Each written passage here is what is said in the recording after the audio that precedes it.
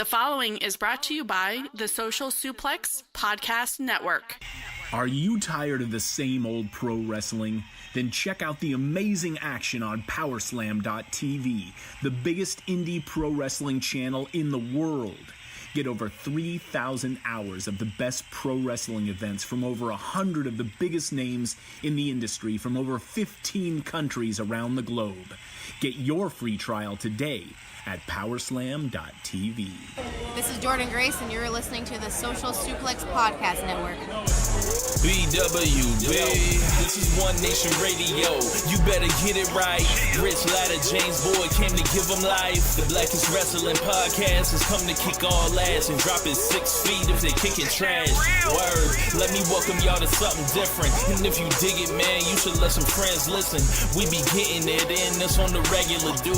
Ravish and flow, but this shit rude. See, James don't rap, so I had to break it down. The whole network, man, we coming for the crown. Raps in the columns, I keep them both covered. Making the beats too, so the listeners can bump it. Hit us with the rating, yeah, I'm saying it's a 5. Before you hit it, talk, bob your head side to side. It's One Nation Radio, and this is the beginning. It's Rich, and I'm here with James. It's time to listen to One Nation. We got to unleash the power of the pyramid.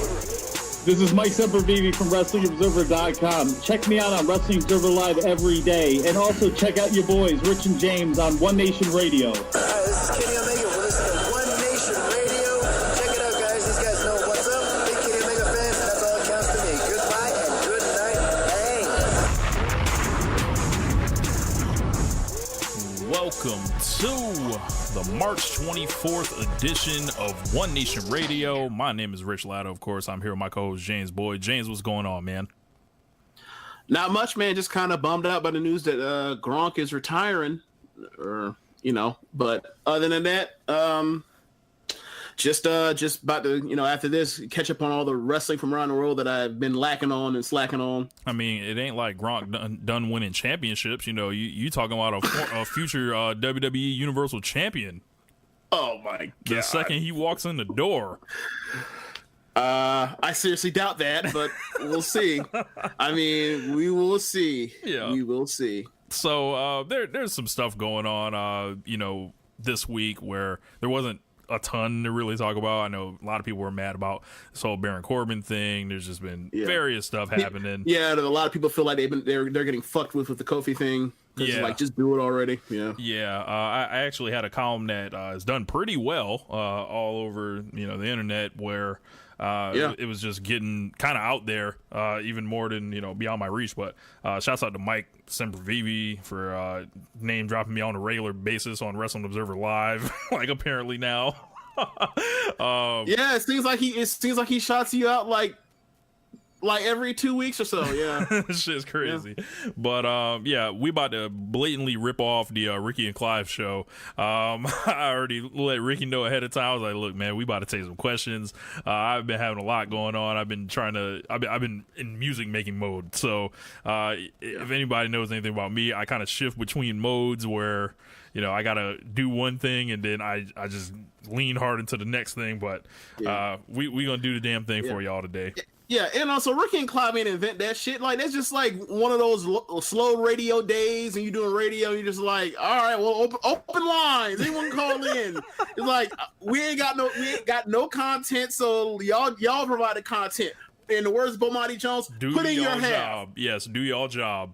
Put in your half. So thanks to everybody that's been listening to the show. Everybody, from Twitter and the Facebook group and folks that checked us out over on Lords of Pain. But I guess we can stop fucking around with it and do it expeditiously. We're going to start with a question that James posed, actually, and then we're going to get to you guys' questions. So, James, you said, how many matches on this WrestleMania 35 card should we consider as a headline level match? Right. So, for example, WrestleMania 28, how many matches would you say had or headline match going into it? 4. Right. And we ended up with 3 because it did 18 seconds nonsense, but we had 4. Right. So, just looking at the list here, I'm thinking Brock Lesnar and Seth Rollins, so that's 1. Yep. I agree. The women's triple threat. I also agree. Roman versus Drew, which is yet to be announced. Yeah, I'd say so. I mean, he's a top star, and this is his first singles match back. Yeah, his first singles match back. Plus, you have like Drew is, critically at least. I don't know if it's really coming through as far as like crowd reaction, but critically at least, like he's doing a lot of the best work of his tenure on the main roster so far. And Daniel Bryan versus Kofi Kingston. Those would be the 4 for me. You wouldn't say Batista Triple H? No. I think that's like that early in the show. I mean, you could call it a quote unquote headline match, but that's like I consider this like the old man match. Like, so it's like, I mean, them old man matches. Look, old man matches also headline, like WrestleMania 33 Goldberg Lesnar. That's a headlining match. Yeah. I guess you could say Triple H and Batista. Like, I have seen like some mixed reviews on it from folks. I thought a lot of it's been good, even though it's very backwards. And the whole thing, Triple H being the good guy is always strange. Right. But I will say this: outside of the Kofi thing that they completely lucked into, what other feud has been? What other story that they're telling right now is working better, like segment per segment, than Batista Triple H. Yeah. Even if you have your issues with whether or not Triple H is actually the heel or not, which he ain't never the babyface, but you get my point. Like, at least like he might be. Look, I'm sure he's a great dad. I'm sure like all that stuff they talk about with him and working on NXT now that like his days are past him, and these aren't new people for him to bury. These are like he gets his ego off on helping other people like become stars, and he's now the person that controls who becomes the next stars. Yeah. I'm sure he's great now. But I was there. I seen it. I left because of it. He ain't never ever gonna be considered a good guy to me as far as the wrestling business. I've seen there's too many bodies buried in that cemetery. Yeah.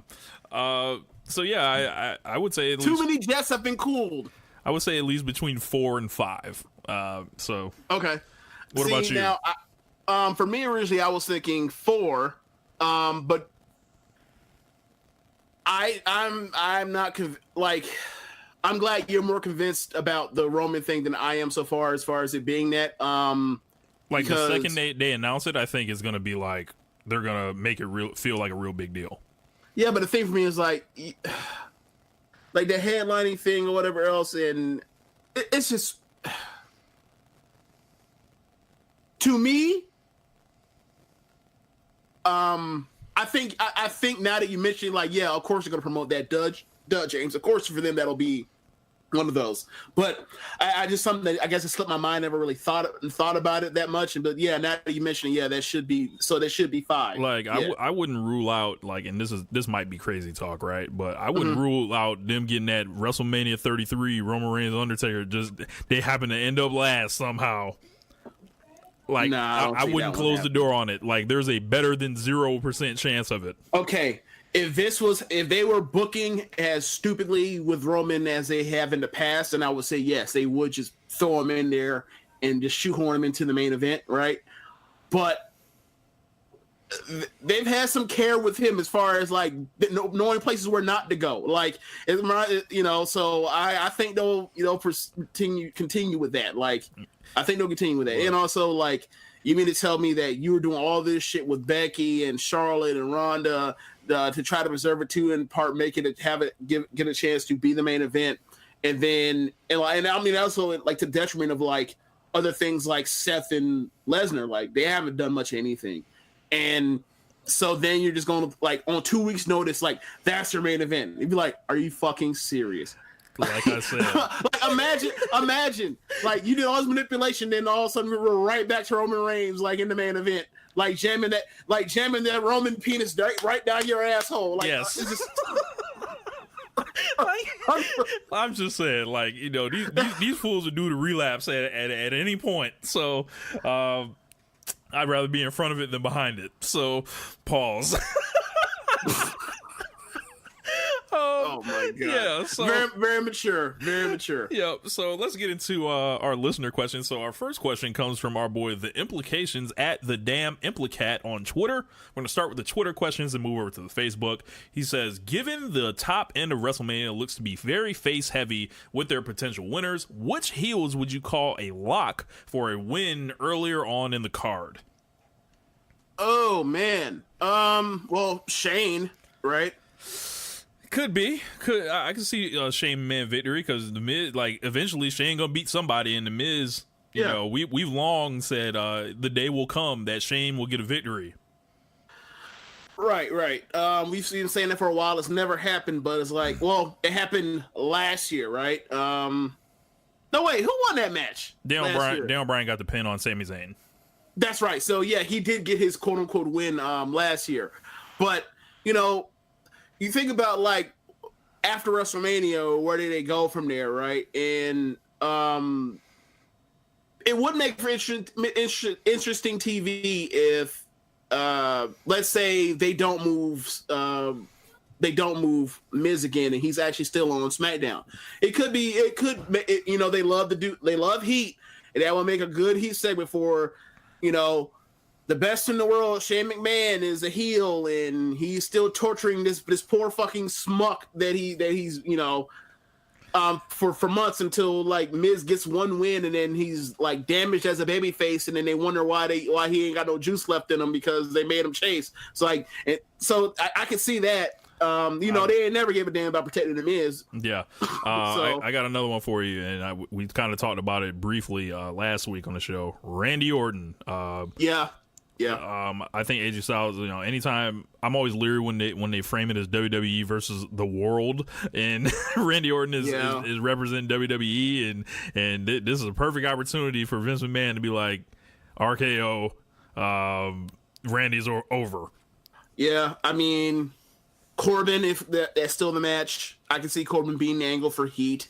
I can see Asuka losing to whoever is putting in a match with him because they don't put her on TV. So, and then I think Joe's a lock to win at WrestleMania against Ray if that actually is the match, and they don't, you know, add in Andrade or R-Truth or whoever else. So yeah, I mean, there are on that undercard there are a lot of potentials with heels. The one I feel the best about is Randy Orton. I would guess you would say Shane, right? If it stays together, I'd say Samoa Joe. Okay. Yeah. So our next question comes from our boy Brooklyn Ike. Hope to meet up with you when we head up to New York. He said, if you could put together an 8 to 10 match Mania card comprised solely of matches from past Manias, how would your card look? So I sent James this question earlier in the day, and what we decided to do was impose a rule kind of to make it all make more sense. So the second somebody goes off the board, we can no longer use that person anymore.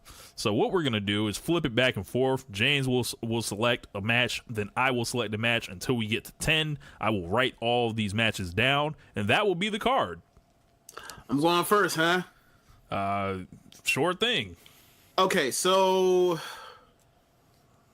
all right, doing this, we stand the risk of having a whack ass card if we try to build up and we need to go from the top. Our last pick, right? So I'm just saying you now, like, so my first pick off the board, WrestleMania 25, Shawn Michaels versus The Undertaker. Alrighty, so Undertaker versus Shawn Michaels. My pick, Bret Hart versus Stone Cold Steve Austin, WrestleMania 13. You know what's funny? It didn't matter if I was gonna go first or second.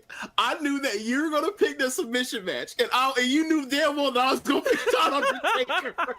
There was no debate on this. We didn't even talk about this. Those are definitely gonna be the first two matches off this board. Yes. Okay. So that means every other Shawn Michaels match is gone. Every other Undertaker match is gone. Bret Hart's gone, as well as Stone Cold. So James, what you got? After that, I'm gonna go WrestleMania 7 retirement match, Ultimate Warrior versus Macho Man. Nice. Match I'm going to pick. I am going to go WrestleMania 28, John Cena versus The Rock. I was contemplating taking that match as well too, or picking that match.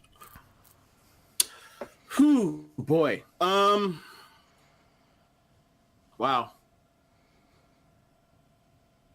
Okay, I'm going to go. This is the best thing. I'm going to go WrestleMania 30, Daniel Bryan versus Triple H. So now that means that he's fourth from the top, right? Fifth. I'm sorry, he's fifth from the top, and he has to lose. fucking Triple H. So do this jab. Yes. So what I'm going to take. This is a tough one. I am going to take the TLC match at WrestleMania 17, TLC 2. Okay. Oh boy. Okay, so let's see. Where else do we have to go here? I'm sure I have an idea probably where you're going to go next, so I'm going to go right here. Edge, WrestleMania 22. Can't use Edge. Oh yeah,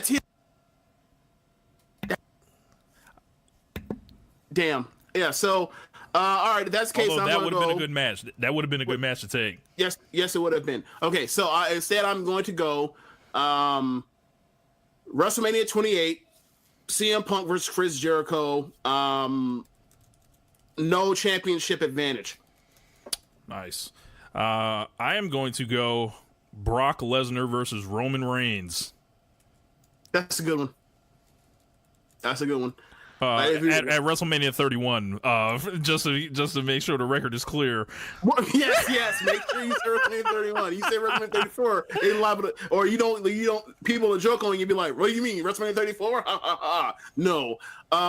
Yeah, that's a good one. Like, if you're gonna do a Lesnar match, it's gonna be that one or WrestleMania 19. So yeah. Oh boy. I'm trying to think of an angle match here. The Shawn match is off the table. Yep. Now the Lesnar match is off the table. You could take a triple threat, him, Ray, and Orton. Yeah, that might be like what round are we in now? We're in 1, 2, 3, 4, 5, 6, 7, 8. This is your last pick. This is my last pick. I might actually go there. I was thinking that's more of the last pick type of deal.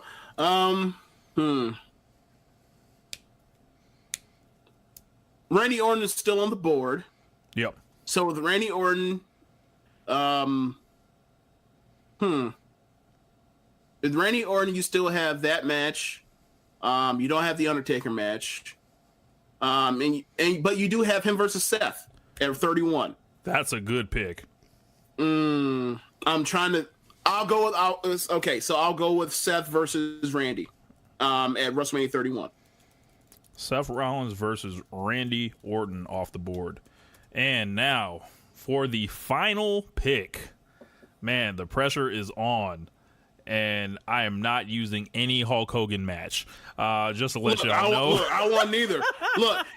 You knew I was gonna pick. You knew I wasn't gonna go with that as soon as I picked that Warrior Macho Man. Like, no, we're not doing WrestleMania 6. Fuck yeah. Yes. Man, this is gonna be tough. And we're not doing WrestleMania 5 either. Fuck yeah. Yep. Man, WrestleMania. This is tough. This is a really tough one. So I'm thinking about WrestleMania 22. What was on WrestleMania 22? Shit. On WrestleMania 22, you have Triple H versus Cena. You have Shawn Michaels versus Vince. You got Edge versus Foley. Yep. I'm naming matches with people already taken.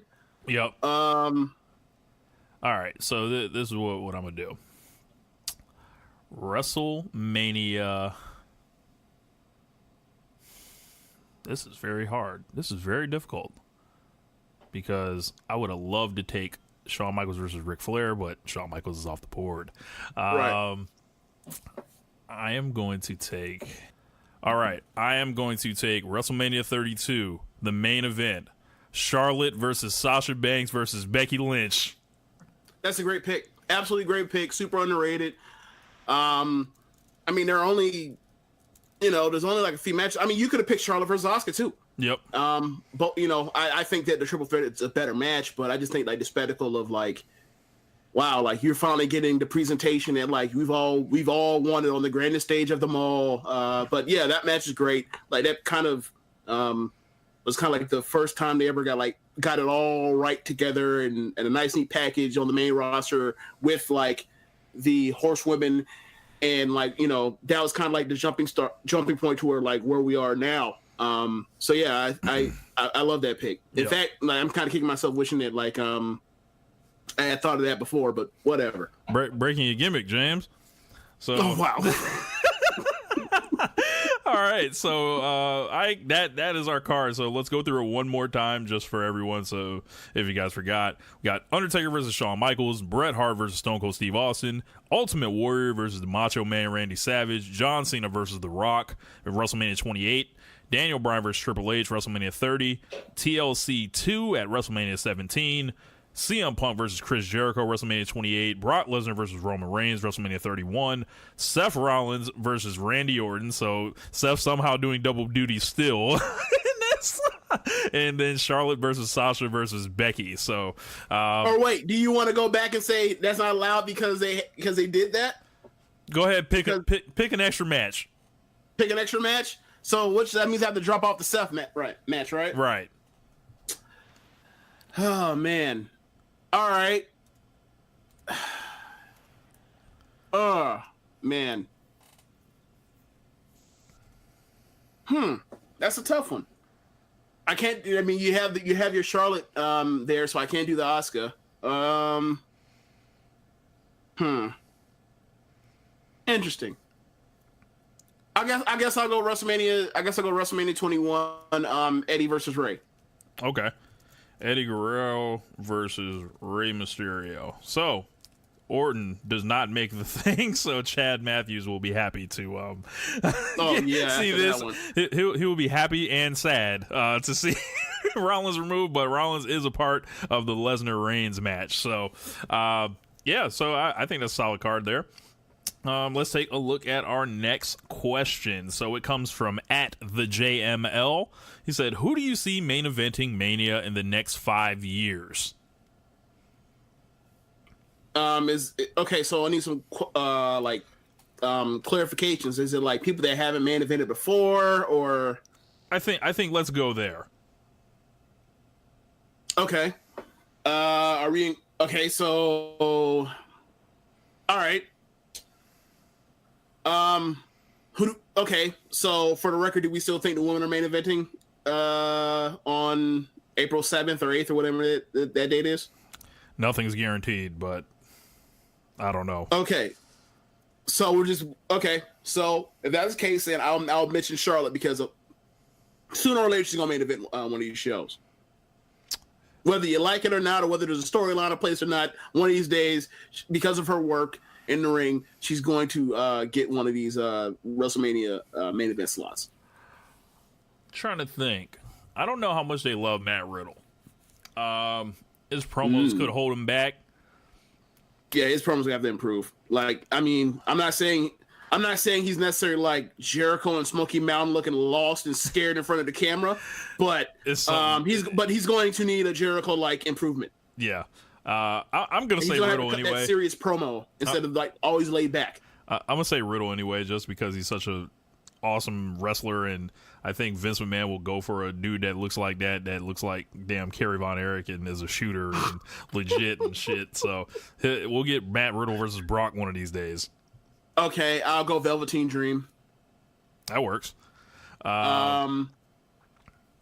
You mentioned, okay, so since we mentioned Charlotte as someone could potentially main event this pay-per-view or maybe a next one, if it's going to be a next time, it's going to be with Bianca Belair. I don't know how there's anywhere else for her to go to get a main event if it's not Bianca Belair in 5 years. So I'll mention her too. And the thing is, Bianca's like not as young as you would think. Is like she's about to be 30. Like her and I have the same exact birthday, born on the same day in the same year. So they got to get going with her fast. So that's fine. Look, Asuka's 38. Yeah. No, you people don't even think about that. Yeah. It's fine. So trying to think anyone else that I would feel confident in. You said 5 years? 5 years, because the thing about the roster now is there are a lot of people over 36, 37, and that and you know, I don't know how that goes. You know, I think you're looking at Drew McIntyre possibly. Yep, absolutely. I'll say AJ. He might get some type of retirement deal after working there for, you know, like a number of years. He might get a retirement main event spot. 5 years? 5 years. All right, we're back. We have some technical difficulties. James, you were saying? Okay, after thinking about this and or whatever else, I'll throw out Kenny Omega. Could happen. Let's see. I'm pissing everybody off. Okada? Oh my god. Come over and get you one. Oh my god. All right. Who else on the horizon could be somebody? Oh, I mean, they could. Let's just, because he's been hot enough to do it before. Let's say Braun Strowman. How about that? Sure. You know, since he was the hottest guy in the company at one point over the last 2 years, why not just mention that guy? He might get back there one day. Who knows? And maybe Daniel Bryan gets one. Another one, you mean? He gets another one. Oh, I didn't know we were counting repeat guys. Oh, yeah, that's true, I guess. So let's go to our next question. So it comes from Joe Saba. So at Saba the Joe, all the way from Australia. Aussie, oi, oi, oi. He says, what are 5 matches that you're going to enjoy this question? What are 5 matches that have had a different result at WrestleMania? I.e., Wrestler X should have won, but it lost and killed their momentum. Should we just make this the Triple H section or what? Okay, how about this? He's notorious for so many of them. How about we do like matches that shouldn't have had the outcome they had? Okay. That don't involve him. Okay. WrestleMania 9, Hulk Hogan swoops in and wins the title, and Yokozuna actually takes it off Brett. I have Brett win and just keep fucking going. Right.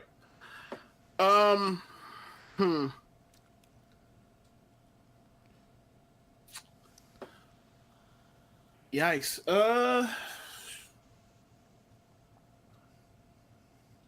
I'm thinking here. Give me 1 second. I'm trying to figure something out here. I'll give you another one. No. Oh, yeah, go ahead. CM Punk over The Undertaker at WrestleMania 29. Oh, I'll give you one if you want to talk 29. Right back in Mark Henry. Yeah. Why the fuck did Mark Henry win? That made no sense. That's a real bad one. Buried. We will make sure that all of that main event like crowd reaction you're getting is killed in the span of like 6 months. I feel like the obvious one here to say is last year's WrestleMania main event. Oh yeah, hell yeah, that should be number one. What the fuck are they doing? Jesus Christ. I mean, it's so hard because most of the ones that immediately come to mind are Triple H winning these matches. He has no business winning. And the funny like thing whether is, it's Sting or Booker T or The Rock at WrestleMania 2000 or 16, whatever one you want to call it. Yeah, so pretty much any match Triple H has won, he should have like probably not won. Virtually all of them, yeah. Like he literally should have lost like 20 straight WrestleManias. Like he should be the reverse Undertaker. Like James, you remember like we went through it before, and I think we only found 3 times that man was supposed to win. Right. Yeah. Let's see. I will go with.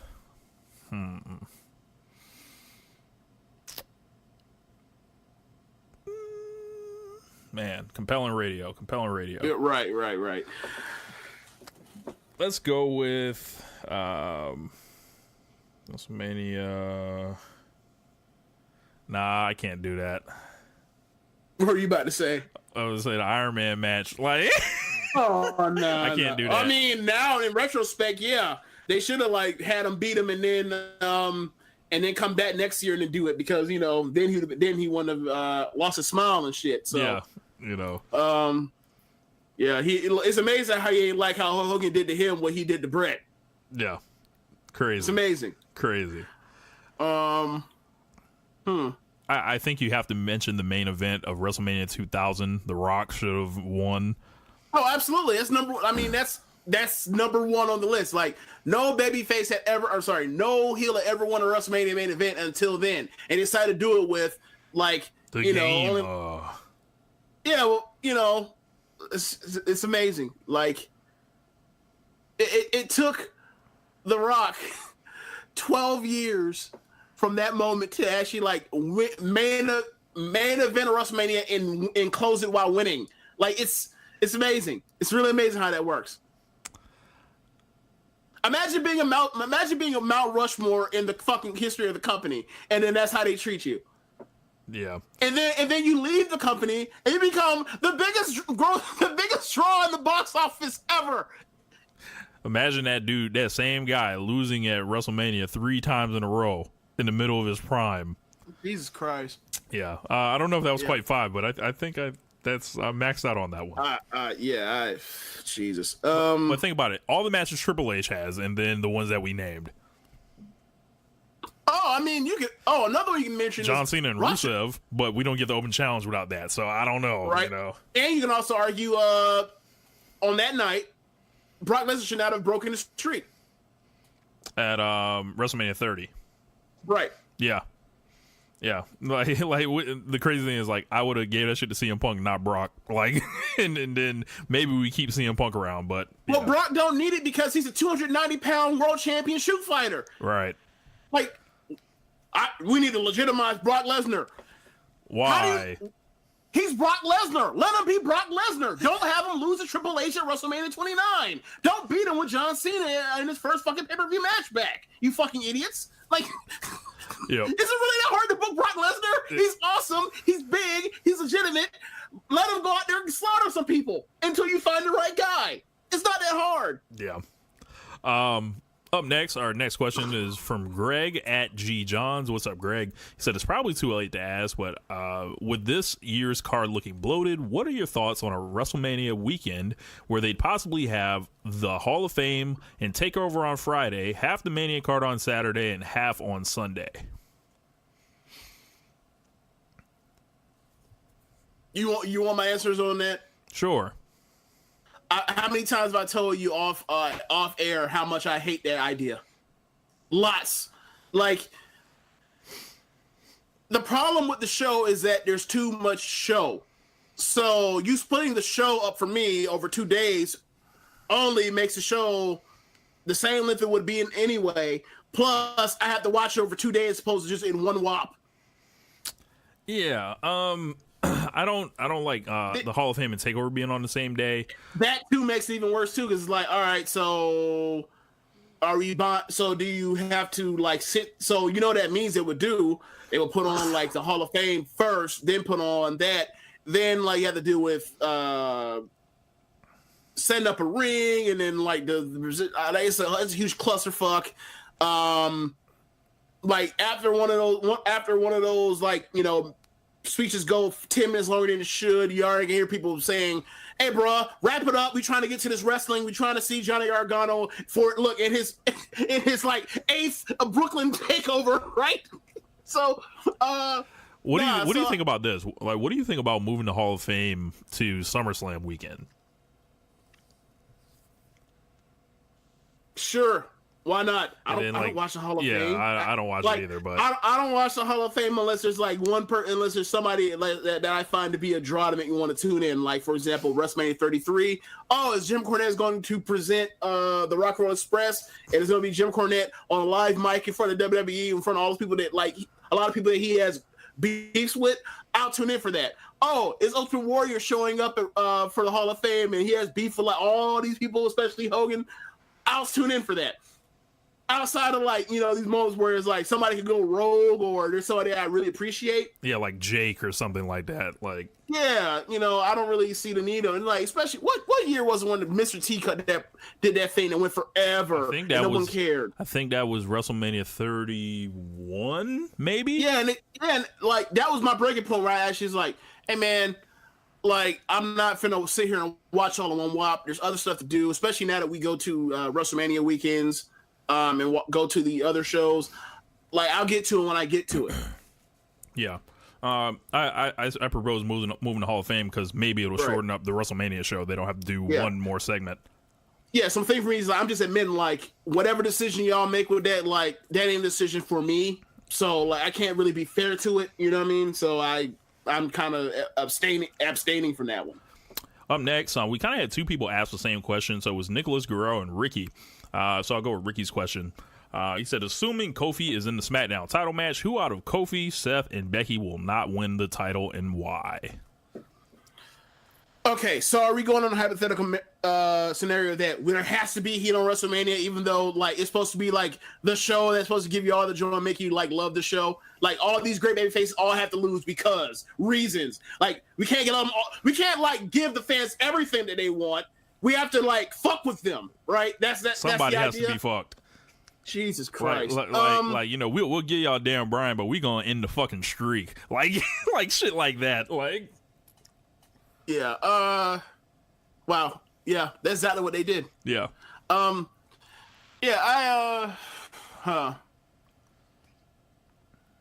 I mean, you know the answer for me. Like, yeah. Like, I don't think before this hypothetical scenario even brought to my attention. Like, I didn't think Seth was gonna win anyway, so I'm okay with Seth losing because, like, look how they treating him. The way they treat him right now, and he wins, he's gonna come back, and then, like, what are they gonna do? Like, they're not. What feud are they gonna do with him immediately after? Like, they could do, like, oh yeah, Seth or AJ comes to Raw, they immediately go to that. That would be awesome. Yeah, I like that. But McIntyre, maybe something like that. Yeah, but you know how they are. Like, they'll fuck around, and after he wins the belt, they'll come back and they'll do him versus Corbin, some shit like that. Oh my God, that would be horrible. And then they wonder why. Oh, well, that self-fulfilling prophecy. It just ain't working with him on top. Like, we need to put somebody else back on top. Yeah, on top, Seth ain't gonna work. Like, you gave him wet dope to try to sell. Come on now. No, we're gonna try to heat up Jinder to be your challenger for a month. Get the fuck out of here. Like, yeah. So answer for me is Seth also, because, like, out of, like, now I don't want to say Seth doesn't have a connection with fans, right?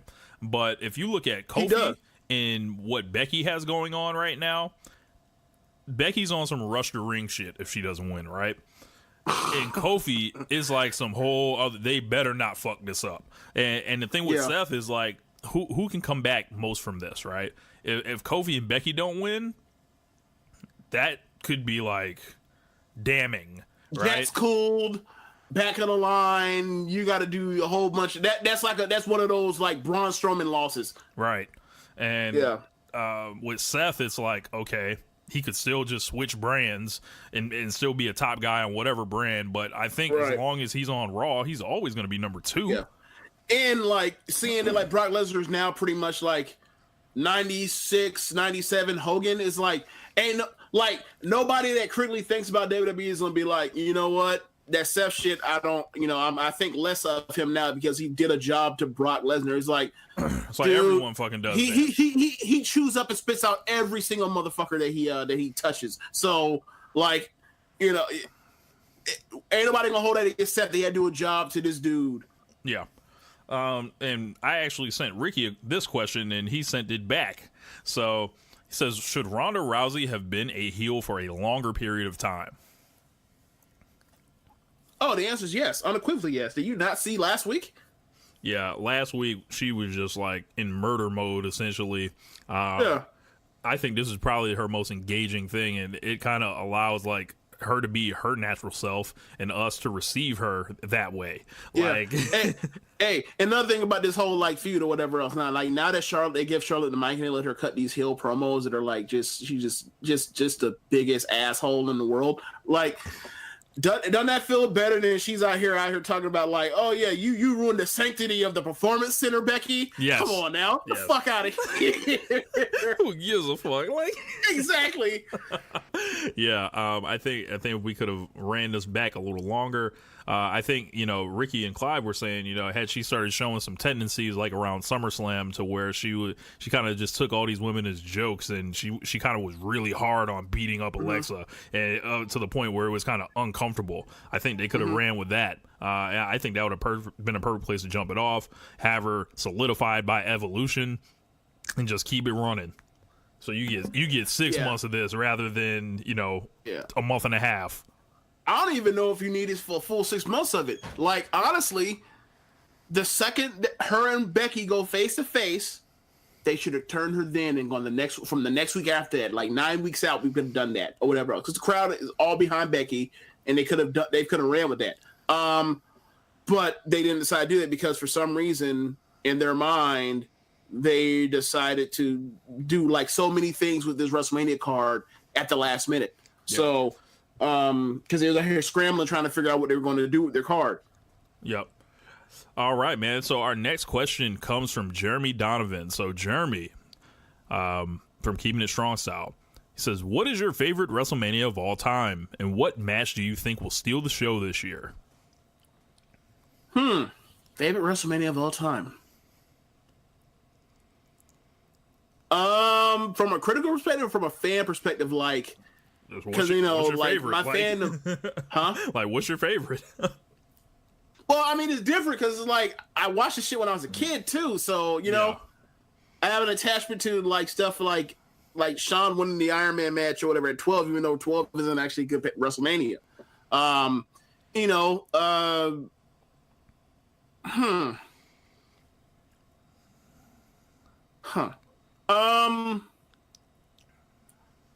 gonna say 28. Like, I thought that the Rock Cena match was a lot better than I thought it was going to be. Punk and Jericho was everything that I needed it to be at the time. I was disappointed with the Bryan thing, but like in retrospect, it's trying to be like the shot in the arm that jumpstarted his career to a level I never thought was possible. I always thought he was just a really cool, compelling character, and whatever else, and it turned into something completely different. And like Hell in a Cell, end of an era, quotation marks.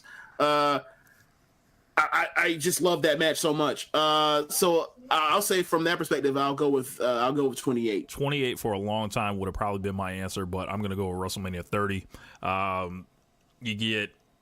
There's a lot of historical moments on the show. There's just pure highs of being a fan. It's like the first pay-per-view of the network era, so that was like the first time I really threw a big WrestleMania party. I just have fond memories of that show. And Daniel Bryan fucking winning. And then WrestleMania 31 was great too in its own way. But yeah, because 31, like the build was so poor and that it over-delivered in such a way that you're just like, yo, like they, it was like, dude, like they was out here calling some shitty plays, but they went out here and scored that game-winning touchdown. Still, look at that. That's amazing. Yeah. Well, I'll go WrestleMania 30. And what match do you think will steal the show this year, James? Ooh, steal the show. Because I don't know what's going to get time and what's not. Is it fair to say AJ versus Randy? Because it's like I feel like that's the one. Because if they have a great match, you'll be like, oh, AJ Styles or Randy Orton had a great match. What a fucking shock! It's Randy Orton and AJ Styles. You say the same thing for Joel Mysterio. I'm gonna go with Styles and Orton, and I'm gonna say that because it feels like cheating. It does feel like cheating. I mean, you could go with Kofi and Daniel Bryan, but like I said, I already consider that headlining. So, if you're in that position, I don't really think you can steal the show personally. But right. Like Styles and Orton, like they only have the pressure of having a good match. Like they're not like, yo, we need to start a program here and we're gonna wrestle a toned down opening chapter. Like they can literally just, there's no title on the line. Go balls to the wall, Orton. You need one right now, Orton. Yeah, I'll say It feels so obvious, but I'll also agree on it. Like I'll go Styles and Orton. Caleb Baldwin says, "How big of a dick is Batista being in the build to his WrestleMania match?" I mean, he beat up a 70-year-old man off screen, of course, but yeah. Caleb trying to skirt around his normal question. Yeah, he loves that freaking internet meme. So yeah, it was pretty funny there. I don't know, man. Batista's like, he's gonna have to do a lot more. I think he needs to show up between now and WrestleMania, or show up at NXT, show up and do something. Do you think he's not doing enough because, like, one, like, he's presented as the heel, but he's not doing enough to actually get booed because, like, ain't nobody trying to boo no Batista coming back to bang on Triple H? Is that what it is, really? Nah, I just want to see him, like, in the ring, like, and, you know, beat someone up, you know? So, like, you didn't even, like, even with the Flair thing, like, you didn't see it. Like, you didn't see him get a physical, so... yeah, you don't know what position he's in, based on what you're saying as far as, like, can he actually, like... This could be a whole disaster. Yes. Yeah. Okay. So, next question comes from Derek Kelly. He said, "This may be one of the weakest Mania builds in years. Wonder if some of the matches will break out, and this one will surprise us. With that in mind, how big is Batista's dick?" Did he really go through all that and then ask that? Yes, he did. See, now I rarely ever do this, but see, like, Caleb is better than him. Like, Caleb skirted around the internet joke because he knew that was in poor taste and also cliche at this point. This who was that again? His name's Derek Kelly. Asked a question in the group. Derek Kelly also said, "No, I'm gonna go ahead and do the cliche. I'm just gonna do the cliche." Yeah. So I'm going to be the heel that wears black. Correct. How about that? Yeah, speaking of wearing black, I watched Creed 2 for the first time since I seen it in theaters yesterday. And when he came out in that all black, I lost my damn mind again. Like, I love that final fight so much. So, Jeremy had another question. So he says, based on the announced matches, how would each of you structure the card from beginning to end? It's kind of tough to say because we don't have everything announced, but I would think the only two really to add, I don't know. I don't know what's going to be on the card, like as far as like Asuka and then the tag matches and everything like that. I think the tag matches and Asuka are going to be pre-show shouty. I really do. I don't see. I mean, people are telling me, oh, there could be as much as 18 matches on the thing. It's like, yeah, but like, at this rate, like, there's going to be like 6 pre-show matches. Like, if not more. Like, could they do like the Cruiserweight title and then the men's and women's battle royals on a pre-show? Absolutely. Didn't they do that last year? Yeah, and like if we're operating off of that premise, I mean, I don't know about this one. Like them battle royals only got to go like 15 minutes. Yeah. I would say you open up with Rey Mysterio and Samoa Joe. You go to Asuka's match next, whatever it may be. Then you go with the tag match with the Raw champions, which is probably involves Aleister Black and Ricochet and the Revival. You think that's getting on the main card? Good. You think the Revival's getting on the main card of WrestleMania? Yeah. Like in the scenario where there's 3, like there's a battle royal for the men and women, and then the cruiserweights on the pre-show.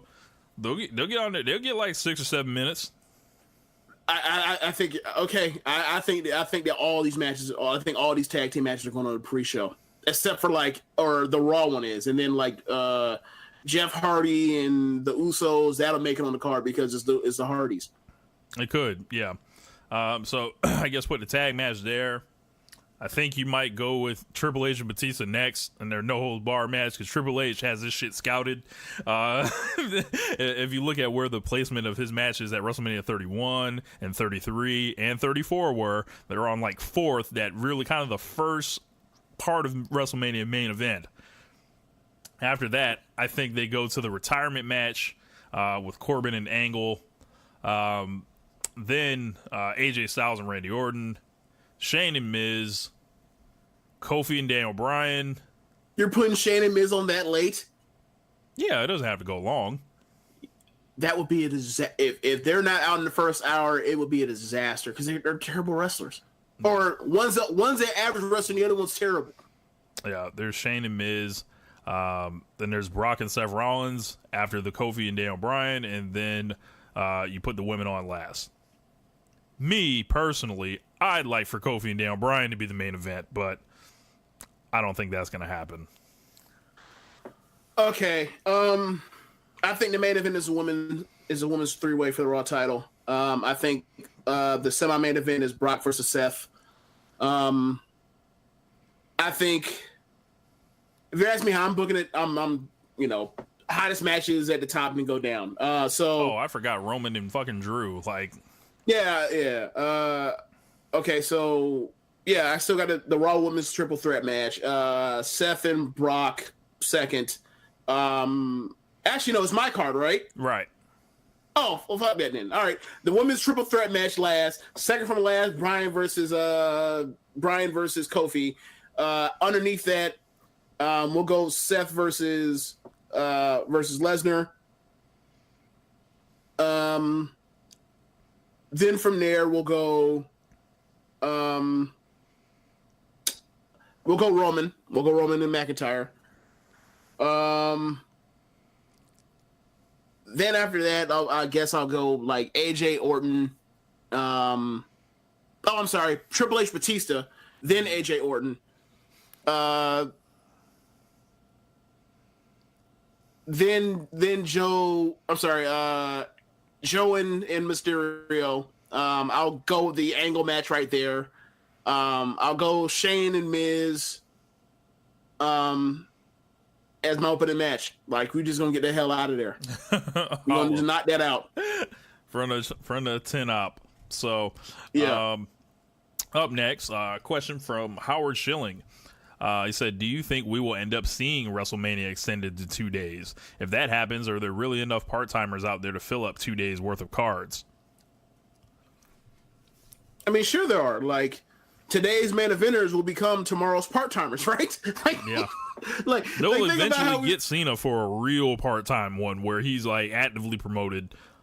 Right. I think it's kind of like that might be his way of like, I don't want to be a part-timer guy, so like I'm still a part-timer really in reality, but like I don't want people to view me as such, so therefore like I'll do these unadvertised matches and shit. Yeah, man. Yeah, I forgot the women's tag team titles. Man, yeah, they don't have they don't have a match yet, so I'm not even going to name them. Yeah, true. Right, like you didn't see me name any tag team matches because they don't have a match. Right. I didn't even mention I don't even think I mentioned the Asuka match because one I think they don't have a match is set yet, and I don't think it's gonna make the main card either. So it's like I'm not even gonna mention. I didn't mention the Cruiserweight match either, even though I think they'll probably be one of the 5 best matches on the card. But still, it's just I just left that alone. What was the question again? Said, do you think that we will end up seeing WrestleMania extended to 2 days? If that happens, are there really enough part-timers out there to fill up 2 days worth of cards? Yeah, they got hella part-timers, man. Between Shane and Brock and Ronda, coming back eventually. Batista, Triple H gonna be Triple H gonna be win his WrestleMania card to 2028. So, I think Triple H actually tries to make it to WrestleMania 40 and then lays it down. What year will that be? That will be next year 36. 24? 2024. Jesus Then Christ. again, that man's first WrestleMania was WrestleMania 12. I could easily see that man trying to be like, yeah, WrestleMania 42. I made it 30 years. I could easily see that.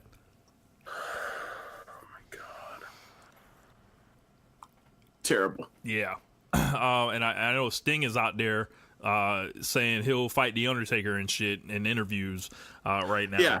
They got matches. They got plenty of people that can come back or whatever else. Like, we don't know how much longer AJ Styles is going to work a long-term schedule. Ditto for Randy, ditto for Ray, ditto for Joe. Like, there are going to be guys to pick from to be, the part-timers in the future. So, like, don't fret not. Fret not. They will find someone. And our final question comes from Nicholas Guerrero, longtime listener. What's up, Nick? He said, do you think this year's Mania will be closer to NXT TakeOver as far as performances? I'm sorry, what? He says, do you think this year's Mania will be closer to NXT TakeOver as far as performances? I would guess, as compared to last year, maybe he means. So, okay, hold on. Let me go to WrestleMania last year so we can go through that card and what it looked like and what we end up getting. All right. Okay, so, man. All right. So, I'm gonna go from just the straight ahead. I'm not even gonna stop on the pre-show. So we got Seth Rollins and Miz versus Finn Balor. We got a very good match out of that. Nearly great, right? Charlotte Asuka, we got a great match out of that.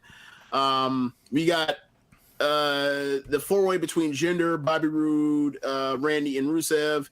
We got the mixed tag, between the Ronda mixed tag that was great. A sports entertainment masterpiece. We got Luke Harper with his friend versus Usos versus the New Day that went 5 minutes and 50 seconds, and that match should have been incredible. It was not.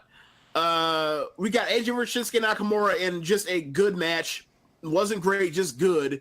And we got a bad match out of Brock Lesnar and Roman Reigns. Like, you can mention Nia Jax versus Alexa Bliss, but no one expected much out of that, and they didn't give us much either. You can say Daniel Bryan and Shane versus Owens and Sami Zayn. That match could have been better if they decided to not do a stretcher job with Daniel Bryan or whatever the fuck else they did, where they got Shane in the ring doing all the work, with a guy that's Daniel Bryan. So yeah, like, they had matches there that on that card on paper should have been better than they were, and they have maybe like one or two that were better than they had any right to be, right? So that's the case with WrestleMania. Like, you're not gonna outside of like WrestleMania 31, you're not gonna have really performances that outweigh what you thought on paper, generally speaking. Now, because it all looks great on paper, typically. Yeah. Now, when it comes to takeovers, I don't know if these matches will necessarily exceed expectations, but the expectation is so damn high, and they meet it almost every single time. So I don't know how you can even make the comparison. Like, I think that the Takeover series is the greatest pay-per-view series in North American wrestling history, and I would love to know what will be second. Yeah. If you guys have never thought about it, they did like 17 WrestleManias until they did one that was like worth a damn, right? like otherwise from a rewatch perspective, yes. And where you're talking about, you have multiple great matches, like 4 or 5 great matches. The other ones, you'd be lucky if you get 1, maybe 2, and then there's a bunch of like shit. It was just a different thing that they were doing with WrestleMania. But takeovers come out the blocks far faster, and just like the legacy that has been built among them.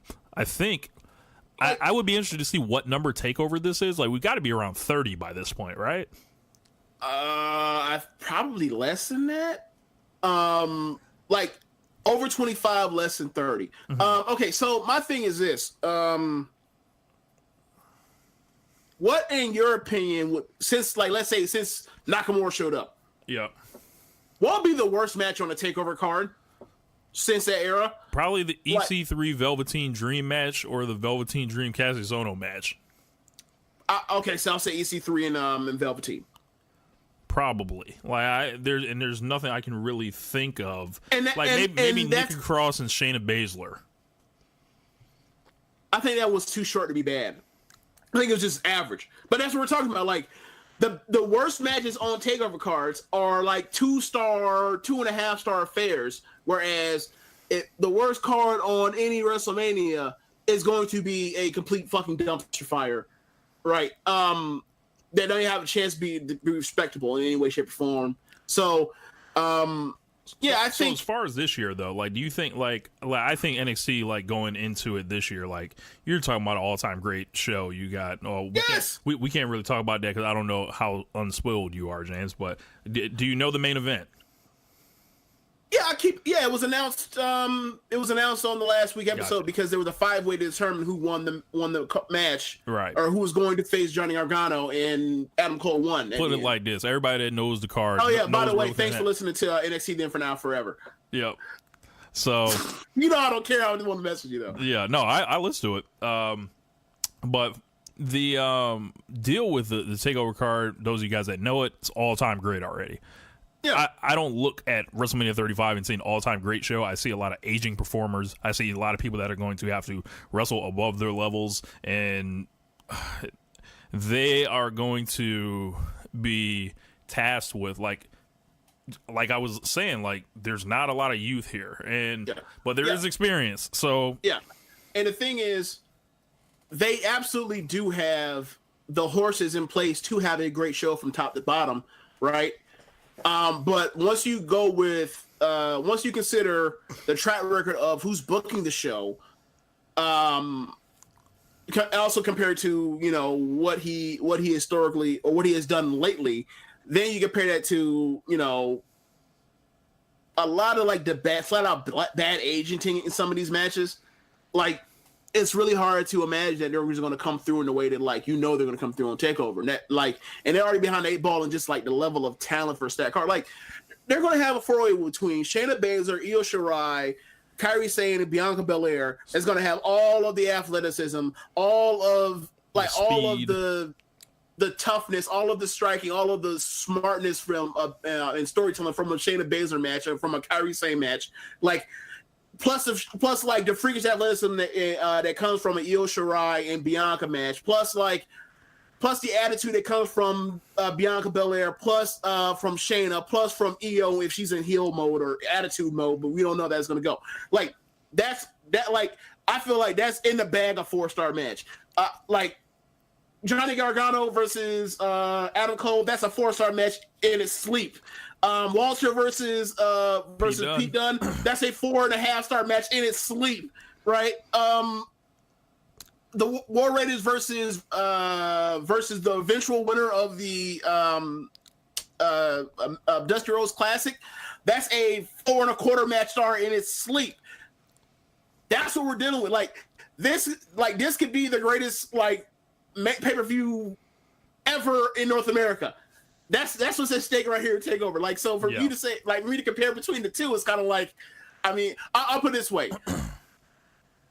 The second that I found out that they were moving to Friday, how fast did we get tickets to that Takeover? Very quickly. Okay. No shade, but like, because I'm honestly thinking about maybe make some changes based on like where they do with this Kofi thing or whatever is what I see in the next 2 weeks.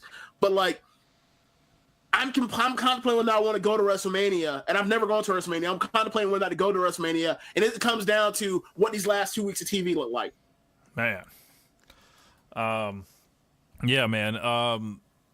I would be interested to see how that goes because I'm kind of in the same boat. I don't know about sitting out in the stadium for that long. Right. That sounds like depressing and hot and stank personally. Well, really cold because it'll be like 50 degrees. But yeah. Or you'd be in a restaurant chilling, watching TV with the commentary. So I don't know, man. That's that's a little different there, but yeah, those were all of our questions. I want to thank everybody for sending the questions in that you guys sent. Real quickly, Kazuchika Okada won the New Japan Cup and will be taking on Jay White at Madison Square Garden for the IWGP Championship. It's time to do the damn thing.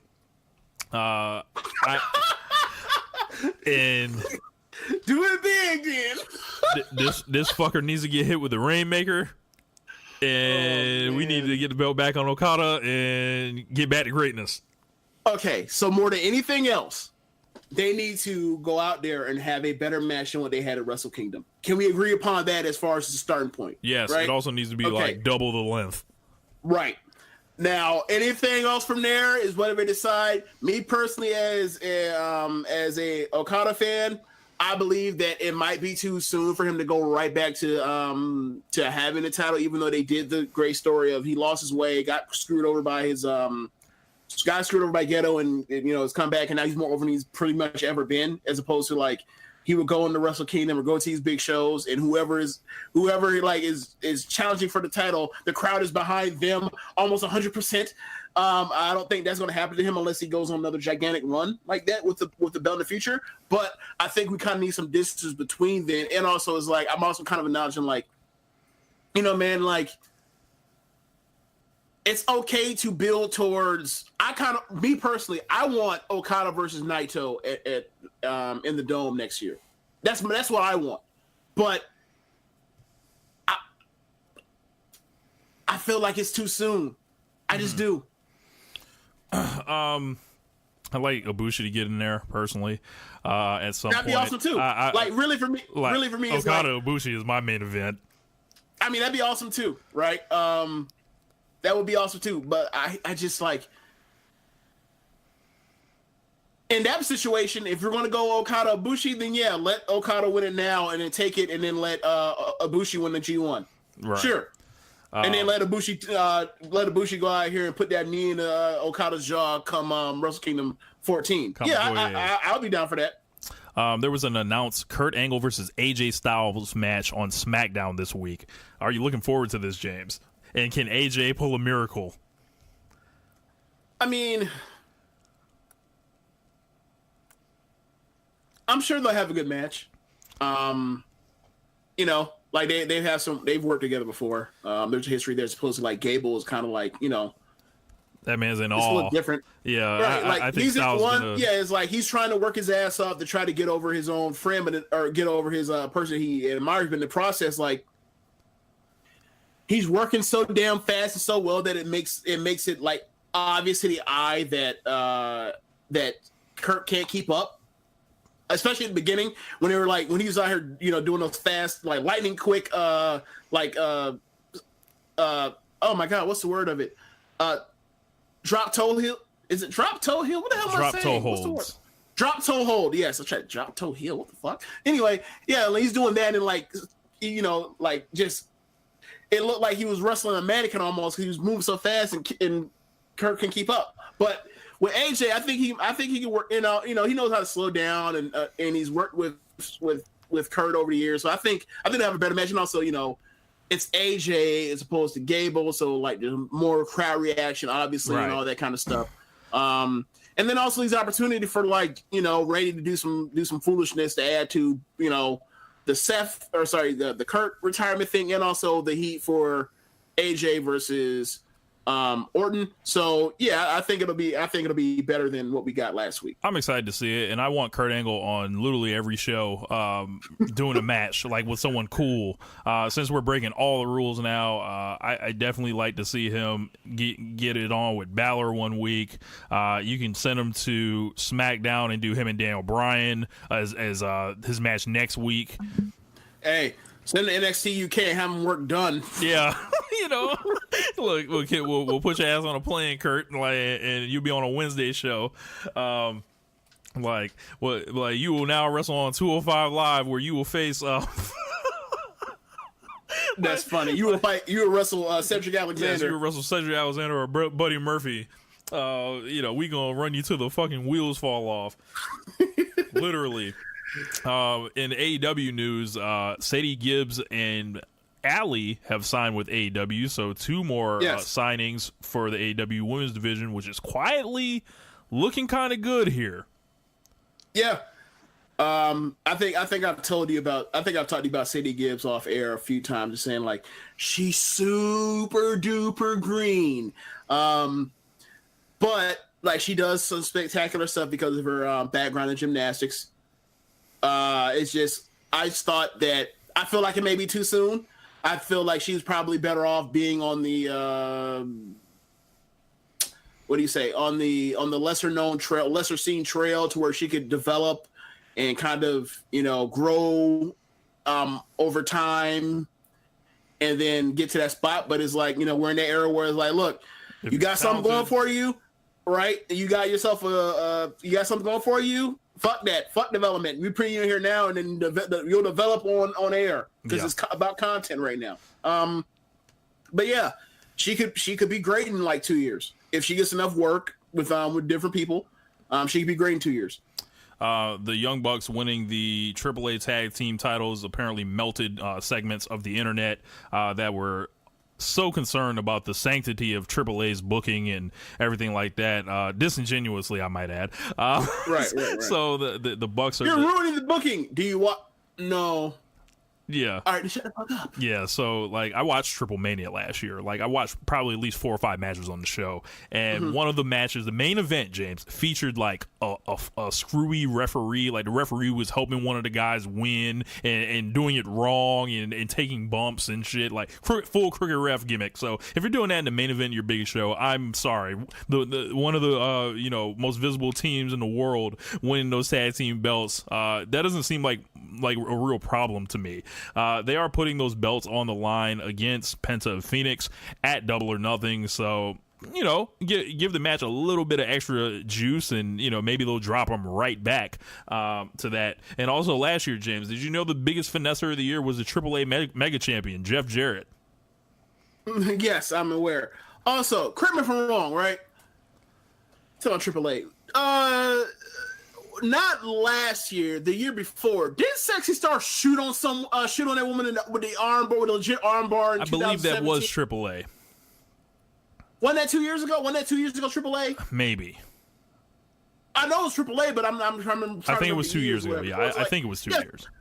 Yeah, so like it's always some shenanigans going on with AAA, right? So let's not even pretend like this is ruining their booking. It's like, look, man, like the sanctity or whatever else, like. Look, why do the Young Bucks make people short circuit like this? Like, why does this happen?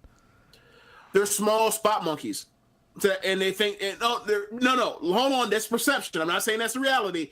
They're small spot monkeys that got over by quote unquote bending the rules of what wrestling are, and people are, and it bumps up against what people, it bumps against people's. It has all those like button triggering things, like they cool with Cody. That's you next to Cody, press the button. Oh, you next to Kenny, press the button. Right? Oh, you next to that dude that's out here wrestling Hulk Hogan blow up dolls, press the button. Oh, you don't want to come to WWE. You want to start another thing and that's competitive with WWE. Try to start quote unquote competition. Press the button. Yeah, there's a lot of that, and And also, like, they have no qualms about doing the shit that people think is bad for the business. Like, they definitely are the people that are some of the people that will push the boundaries of ring psychology as far as doing big stuff over and over and over again that super kick you to death, right? So I see why people don't like them, but it's kind of the wrestling business has always been. The rule is, if the shit is over to an extent with certain people or enough to where like it makes you money, gotta fall back on it, right? Yeah. Like I would love for everybody to that are all the wrestlers in the world to take the psychology of the in-ring psychology of Bret Hart and put it to work, but that's just not. That's just not real. It would be boring if everyone did that. Like, and that's not to say anything about Bret Hart, obviously, because, I ride for Bret Hart, ride for my dog, kill for my dog, steal for my dog, all that with Bret Hart. Right. So, I will, not even say Bret Hart, right? I would love for everybody to wrestle. I would love everybody to treat their wrestling in a similar fashion to, like, mid-90s WCW Cruiserweight division. I would love for everybody to work like that. Like, we get technical, we work, and we work in a manner that is old school nature. And then as the match continues on, we incorporate more and more things as we already have you with our good wrestling, our good technical wrestling to get you and hook you with in suspend disbelief. And we keep doing more and more things, whatever. Next thing you know, we get a super hurricane off the top rope for a pinfall. I would love for all my wrestling to be like that, but that's not the reality of wrestling. There's so many different things you can do and different stories. And I really feel like, and having something crazy on the card here and there is a nice change of pace from, all right, we're just going to give you this palate cleanse thing that's meant to go out there and die or whatever else. Like, I appreciate the variety. That's why, honestly, that's one of the reasons why there's so much, love for what they did with All In and so much of a love for what they did on like shows like Slammiversary or some of the shows from from New Japan or whatever else that's stuff on Takeover. Like, not all these matches are exactly the same and copycat, and all of them have different, levels based on the storytelling, what they're trying to do or how much time they have. I get it because I get why certain people are hot buttons or whatever else for people, but like. look, a lot of that shit is illegitimate. Like, because a lot of it is feelings. A lot of it's a lot of feelings. It's a lot of, like, you know, feeling threatened. It's a lot of people that just, like, have decided on these dudes a long time ago. Fuck the new information. Fuck the you know, the steps, like, made in business. Fuck, like, everything. It's just like, nah, fuck them forever. Like, and like, you know, it's like that. Like, imagine watching, like, the last year of big matches from the Young Bucks and come to the conclusion, like, oh yeah, they're spot monkeys, because they were spot monkeys once upon a time, like legitimate spot monkeys. Like, imagine thinking, like, they haven't changed, or like Ibushi hasn't changed, or Will Ospreay hasn't changed, or Ricochet is still just a flip guy. It's like, all right. Yeah. Like, look, cool. You made your decision in 2015 and you haven't changed. That's fine. Stay over on that side. Like, that's fine. That's fine. Just stay over on that side. Yeah. So, that's pretty much going to wrap it up. Just wanted to give y'all a little bit more than, you know, the questions and all that. Just, you know, go around the wrestling world real quickly. Anything to say before we get up out of here, James? Oh, yeah. Speaking of, since we're speaking about, like, you know, fake stuff, I just picked up Ta-Nehisi's run of Black Panther, so I'm gonna read through those soon. I heard a lot of great things about him, and I'm just interested to see. Like, this is actually my first, like, set of comics that I have bought as an adult, or even since I was, like, less than 10. So, you know, I guess because I'm an adult, I have to call them graphic novels, right? Graphic novels. Feel more adult. Yeah, graphic novels have feel more adult. So yeah, I just kind of excited for that. Yeah, man. Make sure you guys are rating and reviewing us on iTunes, Podbean, wherever you guys listen to us. Tell all your friends about the Social Suplex Podcast Network. Be sure to check out our friends at powerslam.tv. The link will be in the annotation. If you're a fan of independent wrestling, they have over 4,000 hours of footage. You guys know how it works at this point. Use the code Social Suplex for your free month's trial. If you want one of those fly One Nation Radio t-shirts, go to prowrestlingtees.com/Social Suplex. Pick one of ours up. Pick one of the Keepin It Strong Style shirts up. Get your Ricky and Clive one, and then get you the network one, so we can just make these foolish t-shirts once we pass a certain threshold. Give us a visit over on Patreon, patreon.com/One Nation Radio. Lots of good shows over there. The road to 173-0. We are 5 episodes deep into that. The last show was the Regal and Goldberg match, which was very interesting. And you guys already know the lineup here on Social Suplex. We got us, One Nation Radio, on Sundays. We got Keepin It Strong Style on Tuesdays. On Mondays, we have the Omega Luke Wrestling Podcast until the 1st.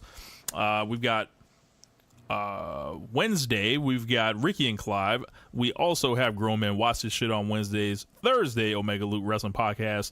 Friday, NXT Then, Now, and Forever. And Saturday, All Things Elite. So make sure you guys are giving everybody listens. Make sure you guys are hitting us with those ratings on iTunes. Helps us out a great deal. And of course, Suplex Mania.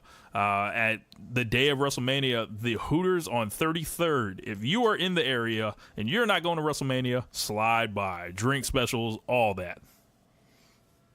Yeah. Oh yeah. So one other thing, because I know people are probably going to scream at their device when they hear when I said what I said, but like, yes, I'm aware that when I said like the minimum for Cole and Gargano, I said 4, but because I mentioned other things being above that, I will say also 4.5 for that one is the minimum as well. I'm just saying 4 just because I wasn't really thinking about it. So I apologize for whoever I made mad or whoever like just talking to their advice. Like, what do you mean only 4? You think that really the worst they can do is 4? Like, of course the worst they can do is like a 4 is like 4.5. Yes, so yeah, just get off the back. Get off the back. I'm sorry. Preemptively, controlling outrage. So yeah, make sure you guys check out my Kofi Kingston column on lordsofpain.net.